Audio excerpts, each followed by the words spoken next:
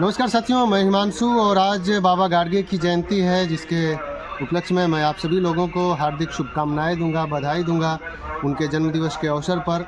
और थोड़ा सा उनके जीवनी पर हम प्रकाश भी डालेंगे कि उनके समाज के लिए उनके क्या संघर्ष रहे हैं, उस पर थोड़ा बहुत हम लोग बातचीत करेंगे। तो गाडगे बाबा के बारे में आपको बता दें कि वो एक कीर्तनकार थे और समाज में जो भी कुरीतियाँ व्याप्त थीं, खास करके जो शिक्षा, स्वास्थ्य और जो स्वच्छता है, उन चीज़ों को लेकर के काफ़ी उन्होंने संघर्ष किया।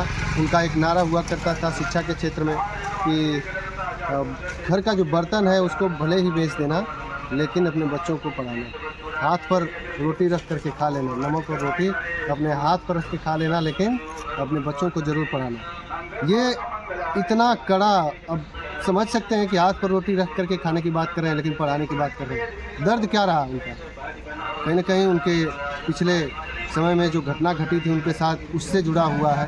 तो कुछ सेकंड में उनके उस घटना को मैं बताना चाहूँगा कि बाबा गाडगे किसी काम के लिए साहूकार से कुछ पैसे लेते हैं और कहते हैं कि मैं तुमको इसको बाद में चुका दूंगा, उसके बदले जो भी तुम्हारा ब्याज होगा हम दे देंगे। तो साहूकार ने बोला कि ठीक है, और ये पैसे ले लिए और साहूकार ने कहा कि इस पेपर पर अपना अंगूठा लगा दीजिए।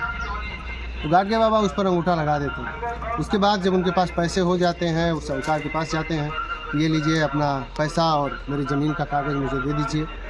तब जा कर के वो साहूकार कहता है कि जो वो पेपर था वो लोन का नहीं था, बल्कि तुम्हारे ज़मीन मैं ख़रीद रहा हूँ, इसका पेपर वो था।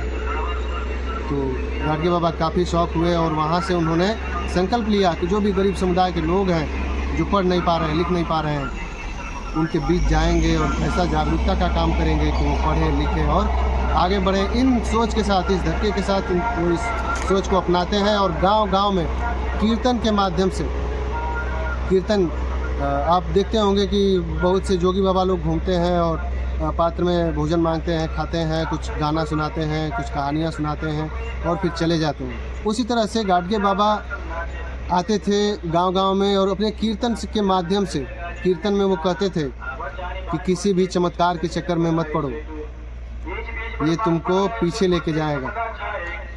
हमेशा शिक्षा पर ध्यान दो, स्वच्छ कपड़े पहनो, अपने घर को साफ सुथरा रखो। साफ सुथरा रखोगे, बीमारियों से दूर रहोगे तो आगे बढ़ोगे। इन सारी चीज़ों को उन्होंने, और भी बहुत कड़े चीज़ों को कहा था। उन्होंने ये भी कहा था कि मूर्तियों के चक्कर में मत पड़ो, मंदिरों में मत जाओ, शिक्षा की तरफ जाओ, किताबों की तरफ जाओ, पढ़ो, कलम पकड़ो। इन विषयों को लेकर के जो गाडगे बाबा थे उन्होंने संघर्ष किया और आज हम उनको नमन बंदन कर रहे हैं, उनको श्रद्धांजलि अर्पित कर रहे हैं, उनको सत नमन कर रहे हैं। कहीं न कहीं उनके संघर्षों की देन है और दुख होता है तब जब उन महापुरुषों को याद नहीं किया जाता, जिन्होंने आज हम देख रहे हैं आज़ादी के बाद जो भी इन गरीब समुदायों में, पिछड़े समुदायों में, दलित समुदाय में जो ये चीज़ें दिख रही हैं, वो इसलिए ही नहीं दिख रही हैं। इसके पीछे बाबा साहब डॉक्टर भीमराव अम्बेडकर, संत गाडगे, मान्यवर कांसीराम और बाबू जगदेव प्रसाद जी, अन्य महापुरुष जो भी हमारे रहे हैं, उनका कहीं न कहीं इनके पीछे उनका योगदान रहा है। माता सावित्रीबाई फुले, ज्योतिबा फुले जी, तो कहीं न कहीं ये जो महापुरुष रहे हैं उनको हम लोगों को कभी भूलना नहीं चाहिए। उन्होंने हमारे जीवन को एक दिशा दी थी कि तुम इस तरफ चलोगे तो तुम्हारा भलाई होगा।